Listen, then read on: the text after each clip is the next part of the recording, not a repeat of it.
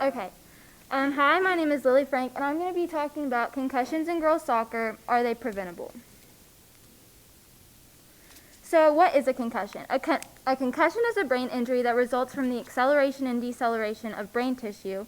This essentially causes the brain to stretch, and over the next few hours to even days, a person who has suffered from a concussion will experience a drop of cellular energy. This can be extremely dangerous because it makes the player more susceptible to a second concussion, which can be fatal or permanent outcomes. To fully understand the gravity of concussions, you need to know that about 42 million people worldwide are affected by concussions annually, and 1 in 5 teens are diagnosed with a concussion. So according to Kim Lesser, who is a psychologist and lecturer at UCLA, football players suffered the most concussions with a rate of 10.2 concussions for every 10,000 games and practices, and girls soccer was a close second with a rate of 8.4 to 10,000 games and practices. This all led to my essential question, which is, to what extent can the United States help to prevent concussions in girls soccer, and in what ways? So before digging into the research and perspectives, some possible solutions that I've heard other researchers say are the use of protective headgear or mouth guards, more education for both the player and the coach, having a set number of concussions allowed before having to quit the sport, and no headballing at any age.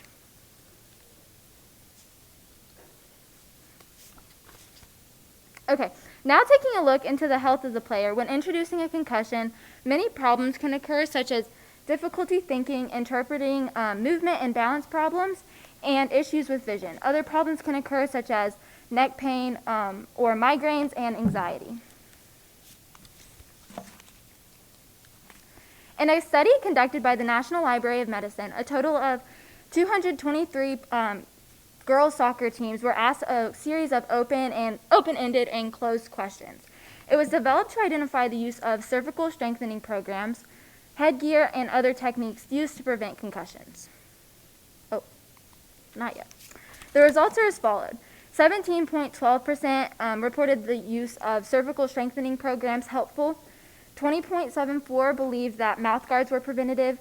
And out of 35.49% reporting the use of headgear, 8.7% reported it helpful. Although it isn't 100% pointing to the use of headgear being preventative, the use of protective equipment could reduce the amount of concussions players are receiving. So the reason my main focus is girls soccer and not soccer in general is essentially because girls are more susceptible to getting concussions. This is because girls have less developed neck muscles, therefore the head moves much more violently when there is an impact.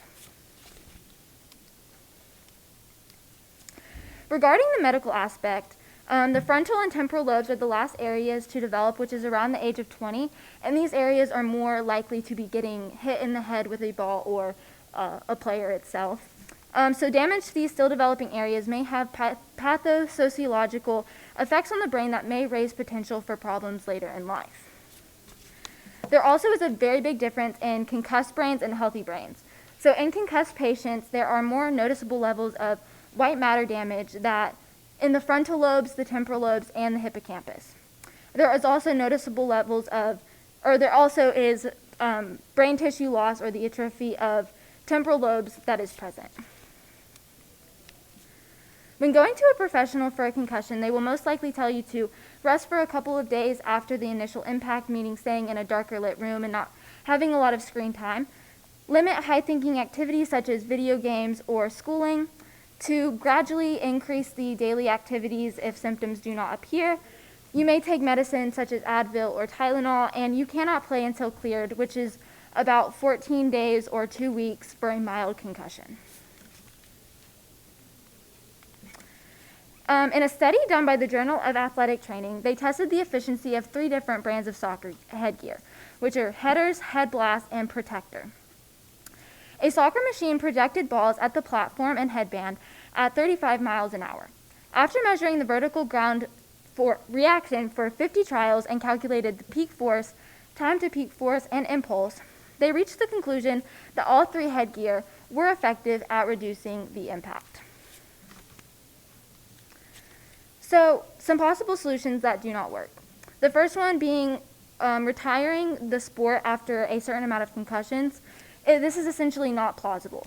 So it is not necessarily the number of concussions one receives, but rather how the person recovers between each one. Researchers first did research on animals, and it demonstrated that if concussions are sustained after full recovery, the effect of these injuries is lessened or even abolished. When conducting on humans, they found that the energy reduction and restoration took about 22 to 45 days to fully recover. This means that the standard 2 weeks, which is 14 days, is potentially putting players in danger of not fully recovering. Along with that solution, the no head ball rule is essentially not as effective as other solutions, and accidental head balls happen much more frequently than purposeful head balls. And then finally, I do believe that having more knowledge on a subject will always be helpful. However, coaches are already required to take courses over concussions, so as of right now, there's not a lot of extra knowledge to be received. So after exploring the situation from two different perspectives, the final solution that I came to was to gradually introduce the use of headgear or mouth guards. With solutions comes limitations, the number one limitation being money. Not all high school teams have enough money to afford headgear at this time. However, it should eventually become a priority such as soccer balls or a soccer goal.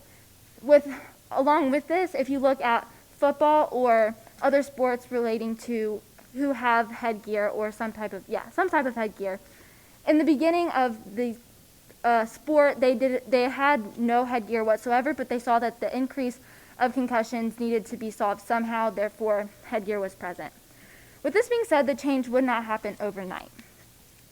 As a first step, girls who have had a concussion should wear protective gear for at least a year, referring to the statistic that used to sustain one or more concussions within 1 year prior to a new concussion reported more prolonged symptoms. Another limitation is the pushback from girls not wanting to wear headgear. I can speak for that myself. However, when you think of a headgear, you think of like a football helmet, but they are more like headbands, and they protect the frontal and temporal lobes, which I said were the last areas to mature.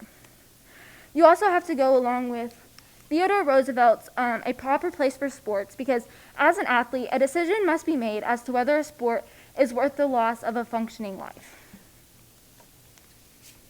As a final analysis, headgear can help to prevent concussions in girls soccer.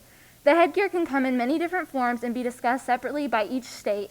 However, as a country, adults need to be protected. Young adults need to be protected by the seriousness of concussions.